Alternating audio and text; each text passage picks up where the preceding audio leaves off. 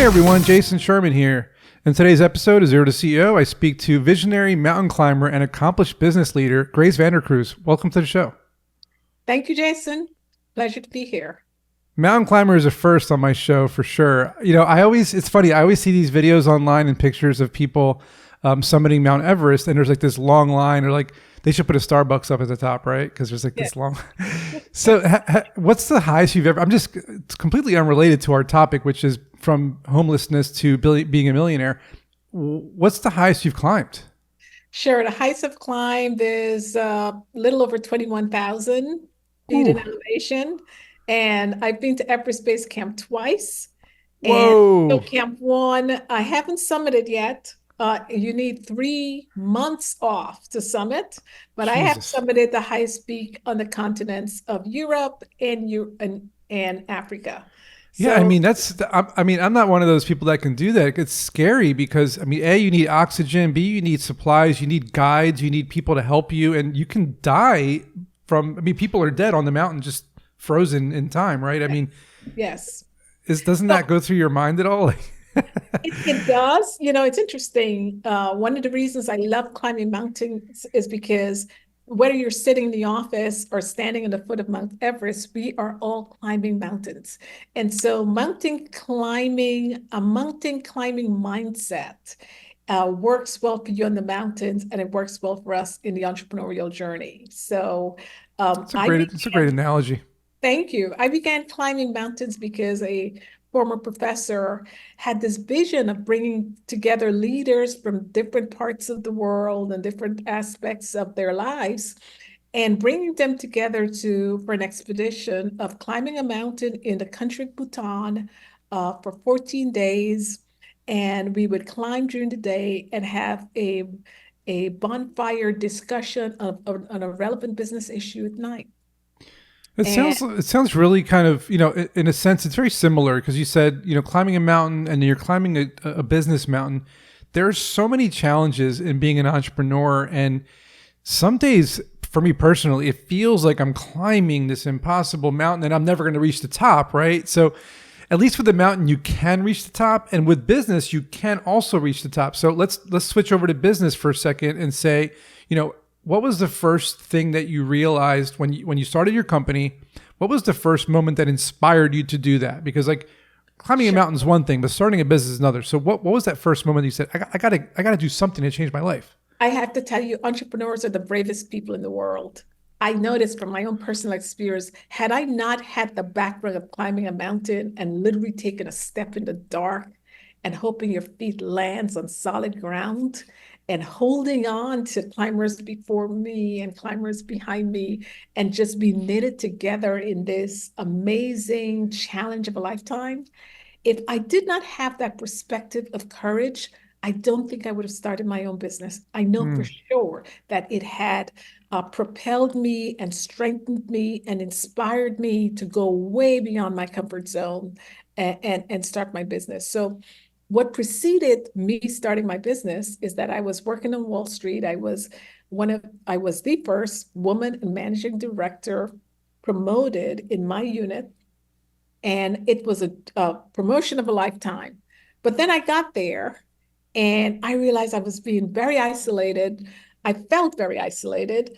The company changed its strategy drastically, so drastically that in my 3 years of managing director on corporate America and Wall Street, we sold my business unit 4 times. Wow. I had 4 distinct times That's of, crazy.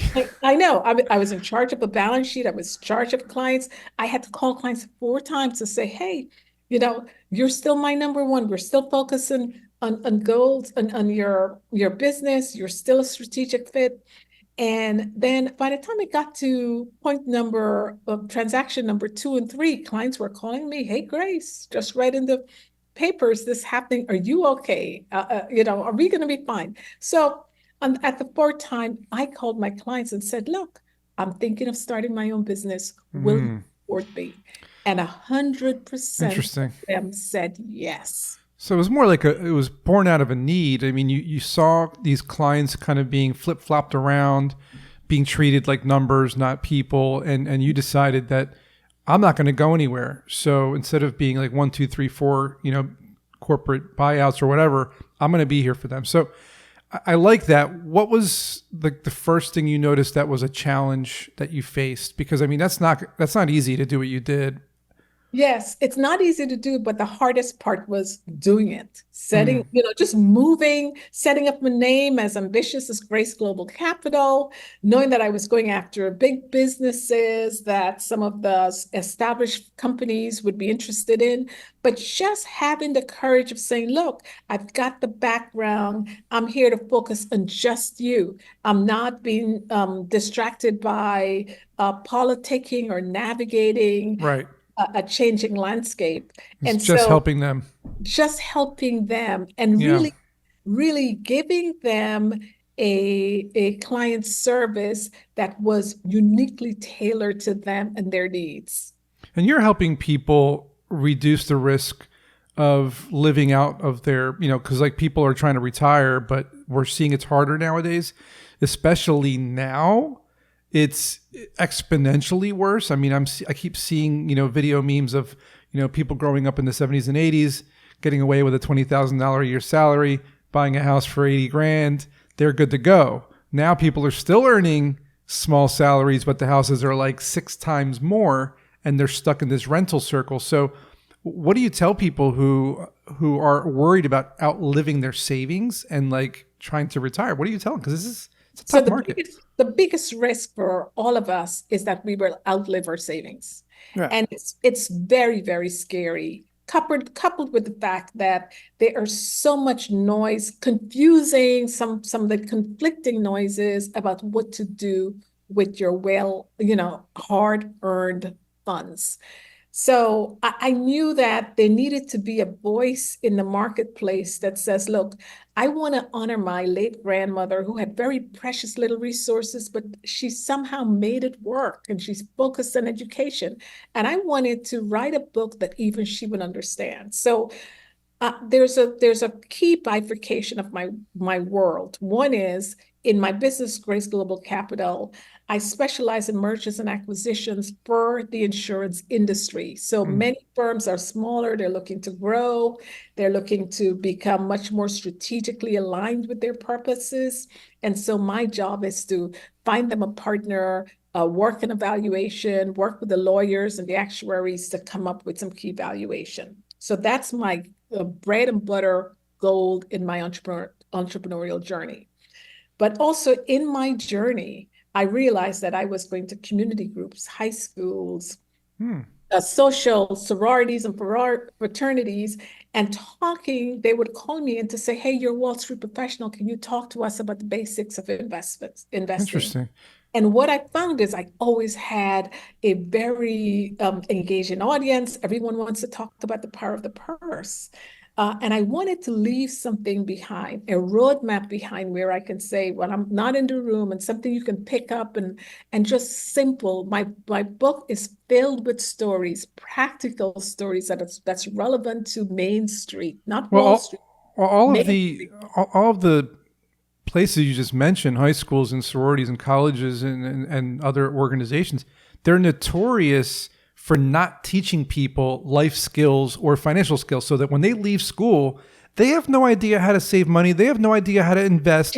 People ask me, and I'm not an investment advisor, Jason, what do I do? And I just say, put money into the S&P 500, buy real estate, buy precious metals, buy Bitcoin, do what you have to do to keep your money in your pocket versus giving it out for like expensive vacations and expensive cars. Like, don't do that. Invest. So like you're doing that. It sounds like you're trying to help people prepare for the future. So what advice would you give somebody who's struggling financially and they want to be on the right path? What are like the top 3 things you would say to them?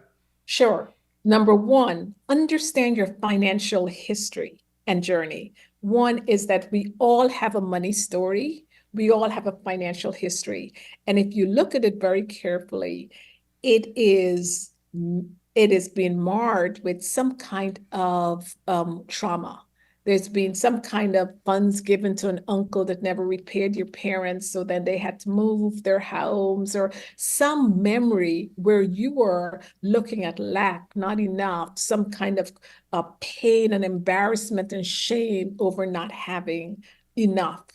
And when you have a journey like that, and finally you're now making more than you've ever imagined, and you're sitting on funds, you may not be wealthy and rich, but you still have enough Right. to invest.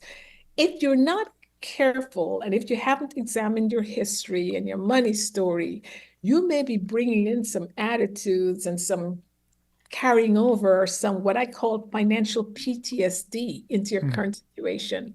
When you're suffering from PTSD, it's like a burden that weighs you down.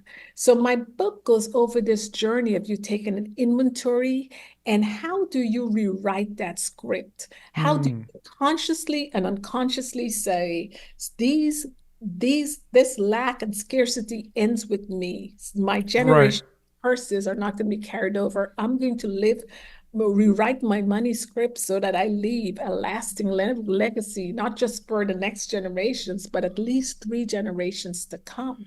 Yeah, And and you're somebody who, I mean, you're the right person to tell everyone how to do this, because you were homeless apparently, right? And yes, I mean, the episode is from homeless to millionaire. So yes. can you talk about that? Like, Oh, how oh, did how did that happen, and how did you absolutely. get out of it?